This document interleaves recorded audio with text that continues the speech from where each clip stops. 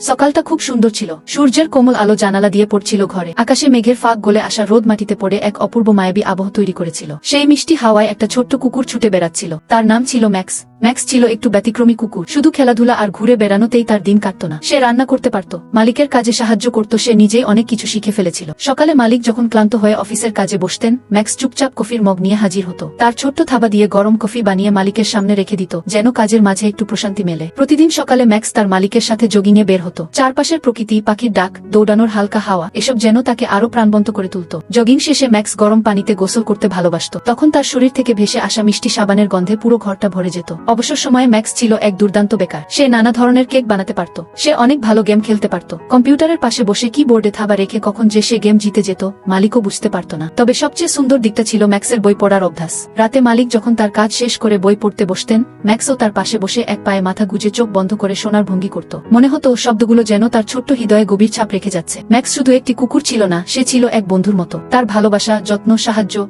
এসবই মালিকের জীবনের সবচেয়ে বড় উপহার ছিল। আর ম্যাক্স, সে তো তার মালিকের প্রতি ছিল চিরকালের নিবেদিত প্রাণ। আপনাদের যদি গল্পটি ভালো লেগে থাকে তাহলে ভিডিওতে লাইক করে চ্যানেলটি সাবস্ক্রাইব করে যাবেন প্লিজ।